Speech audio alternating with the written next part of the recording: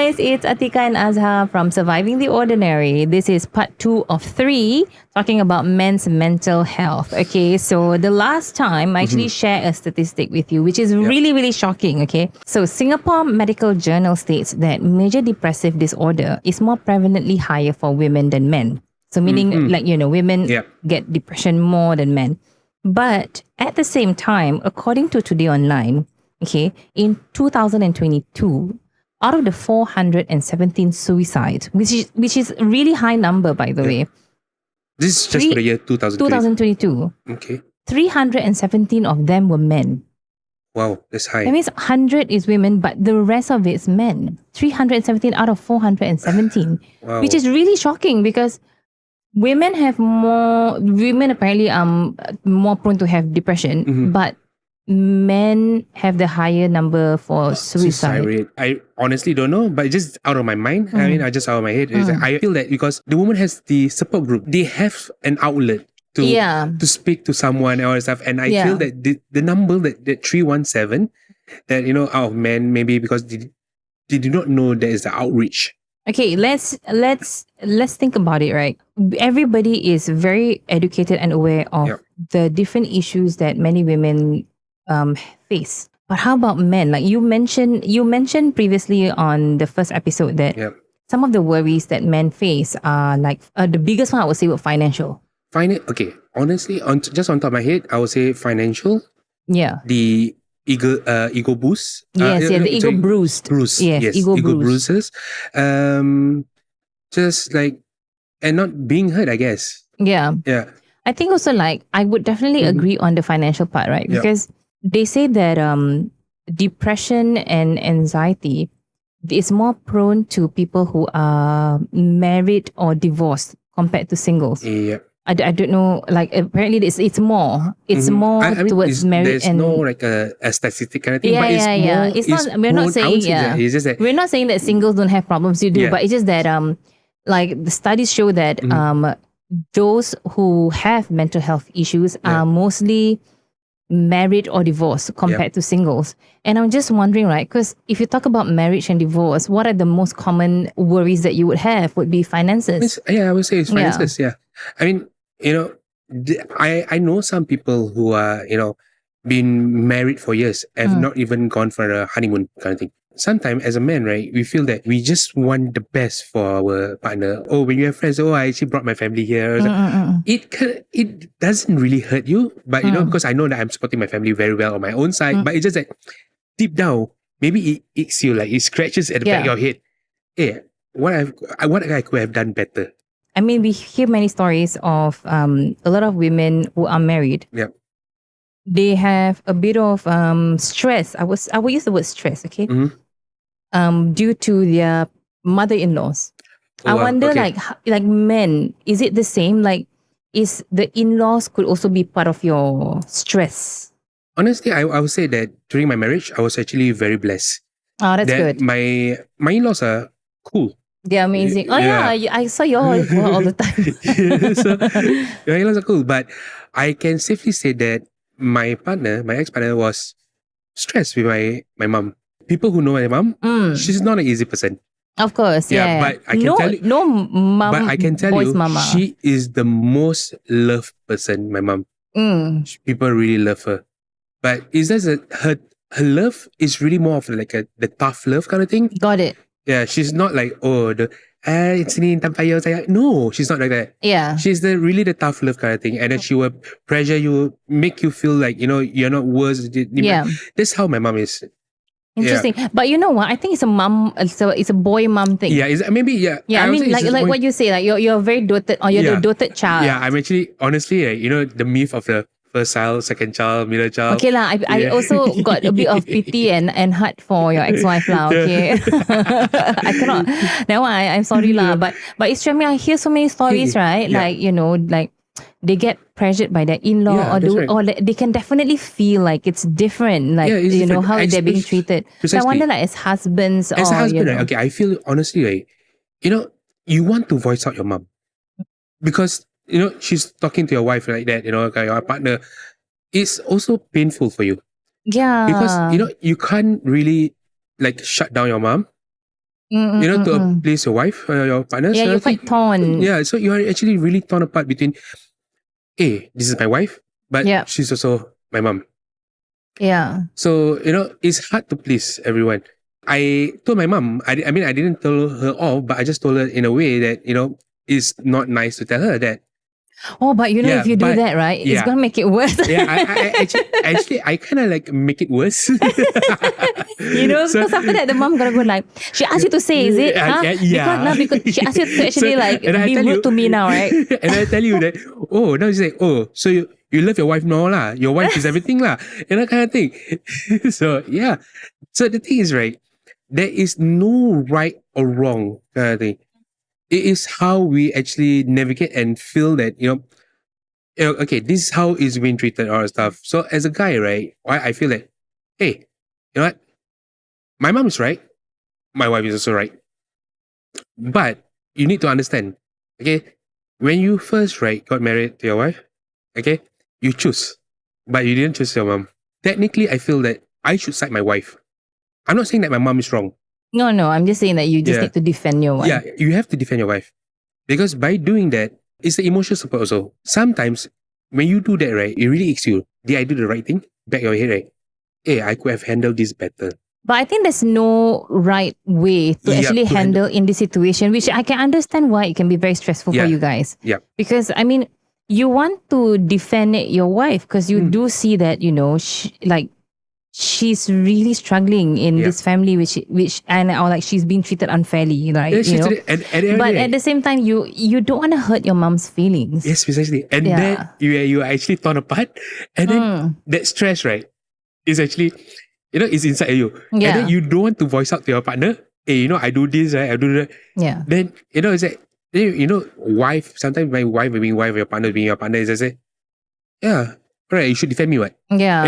Sometimes Yeah. it really is like, it hurts you also. Yeah. Yeah.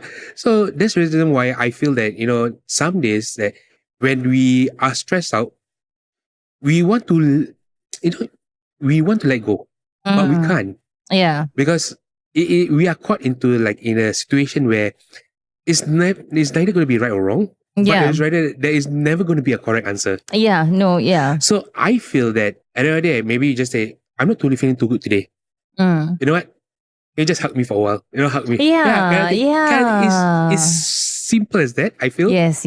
Yeah, because that is what I feel that I've learned over now. I feel that after being a divorcee. Like, But it depends on people. Like I'm a physical touch person. So for me, it's like if I'm stressed out, I actually go like, hey, I need a hug. But I do know people who like, okay, when I'm stressed out, don't come to my space. Like like I'm sure a lot more men are like that. Like they start to get shut off. I was one of them. Ah. Yeah, because I shut off myself. And then I would just turn out to like in excessive gaming. Yeah, I will not think of anything because I'm just shutting out myself and just play game. We talked about this before. Men are logical thinkers, right? Yep, So when that's you right. have stress, in your head, it actually you start to analyze Yeah. every single thing and figure out, okay, these are the things that's going through, and I have to find something to do. Like okay, this is how I'm gonna manage it and stuff like that. Or like, okay, this is too much. I don't want to think about it. So you guys analyze those problems. Whereby women, we sort of just like we just need to lash it out. That's it. Let out everything. Yeah. Just let everything come out. Just like, just like a machine gun, right? So let's put myself in this scenario. I think this scenario is very, very common, okay? A married couple, they are going through their own stress, okay, individually. Maybe they have a depression and anxiety. Each of them, they have on their own. Yeah. So while the man is trying to like be quiet and analyze, in their head regarding the stress, they start to get emotionally unavailable and they shut off. Yep, that's right. And the women are also stressed at the same time. And they start to try and vocalize or like they were like waiting for him to give a hug or something. But he's like isolating himself because he's also stressed out. And she's like, why are you isolating yourself? Like, I thought like I need somebody and you're not there. Yeah. And then so these two people are like in their own bubble thinking the worst about each other in this scenario.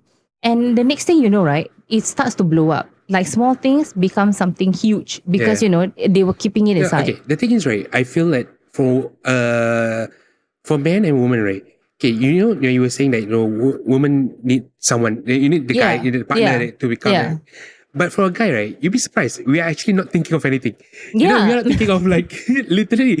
We could be thinking of our problems, and yet not think of anything. I don't know how y'all does it. But as a woman, right, you would think like, okay, oh, what have I done? If what happened if I actually approach that? He's actually not giving me enough attention, Yeah. all stuff.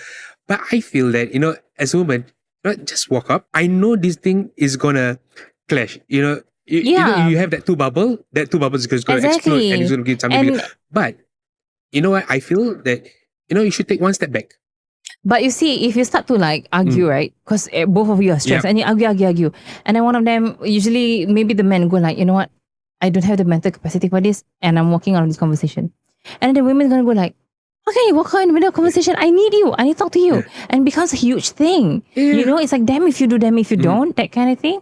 Like, and this is based on my own experience because I'm like that. I'm more of a physical touch person, so I need that hug and everything. But my husband is very emotionally unavailable. He's really like, And I remember during those times where he was going through something, I was going through something. We were like two separate people living in the same house, and the stress actually built up between the two of us to the point that we clash. And I remember he's like, I really cannot, and he just needs to exit because his mental capacity cannot take it anymore. But my mental capacity is like, I cannot take it anymore. I need you to support me. But you're not supporting me. You are walking away. And we start to fight so much. But then I realized that we actually have this solution that somehow automatically happen.